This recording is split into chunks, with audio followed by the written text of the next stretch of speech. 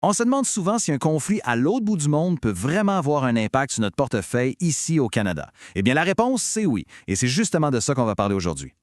Alors, imaginez la scène. On se disait que, enfin, après des années pas mal mouvementées, 2026 allait être l'année du calme plat pour les taux hypothécaires. Vraiment, tous les experts, ou presque, s'entendaient là-dessus. L'économie canadienne semblait prête à respirer un peu.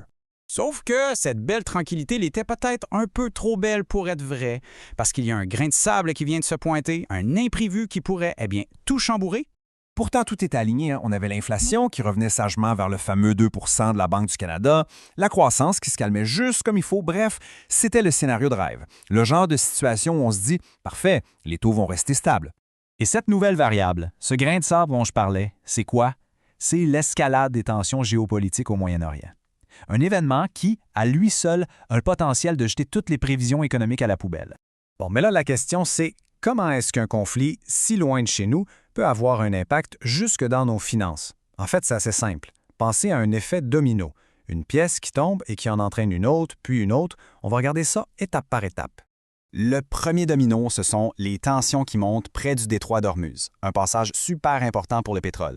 Dès que ça brasse là-bas, hop, deuxième domino, les prix du pétrole grimpent partout dans le monde. Pourquoi? Parce que les marchés ont peur qu'il en manque. Le troisième domino, c'est celui qu'on ressent directement. L'essence coûte plus cher, le transport des marchandises aussi, et ça fait remonter les craintes d'inflation. Quatrième domino, les investisseurs, eux, n'aiment pas ça, l'inflation. Alors, pour prêter de l'argent au gouvernement, ils demandent un plus gros intérêt pour se protéger. C'est ce qui fait monter les taux sur les obligations. Et le tout dernier domino, celui qui nous intéresse, ce sont les taux hypothécaires fixes qui se retrouvent poussés vers le haut. Et c'est là qu'il y a un point super important à comprendre, une nuance qui change tout. On a souvent tendance à tout mettre dans le même panier, mais en réalité, les décisions de la Banque du Canada et ce qui se passe sur le marché des obligations, ce sont deux choses bien différentes. Pensez-y comme ça. Le taux directeur que la Banque du Canada annonce, ça joue surtout sur les hypothèques à taux variables. Mais les taux fixes, eux, c'est une autre histoire. Ils suivent les rendements des obligations du gouvernement. Ça veut dire quoi?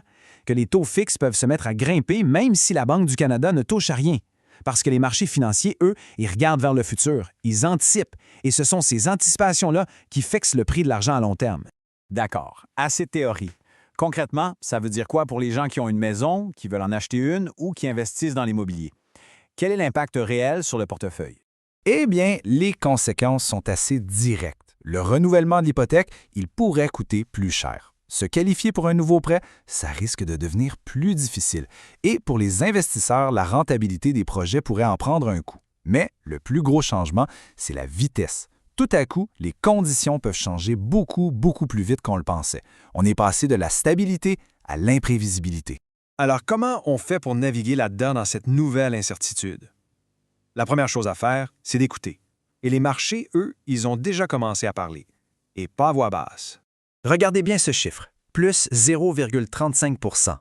En l'espace de 2 petites semaines, le rendement sur les obligations hypothécaires de 5 ans au Canada a fait tout un bond, passant de 2,91 % à 3,26 %. Ça peut sembler peu comme ça, mais dans le monde des obligations, c'est un vrai tremblement de terre. Et il ne faut surtout pas prendre ce chiffre à la légère. Un mouvement aussi rapide et aussi grand sur une si courte période, c'est vraiment considérable. C'est le marché qui nous envoie un message très clair. Attention, le risque d'inflation est de retour. Donc, qu'est-ce qu'on retient de tout ça? Que dans un marché aussi volatile, jouer la carte de la patience et juste attendre que ça passe, c'est peut-être une stratégie assez risquée. Attendre que les conditions s'améliorent d'elles-mêmes pourrait finir par coûter cher. Il faut donc devenir plus proactif. On se quitte là-dessus avec cette grande question, quand les marchés deviennent aussi imprévisibles, quelle est la meilleure stratégie pour assurer sa sécurité financière? Ce qui est certain, c'est que ça nous rappelle une chose. Aujourd'hui, plus que jamais, ce qui se passe à l'autre bout du monde peut avoir un impact direct jusque dans nos finances personnelles.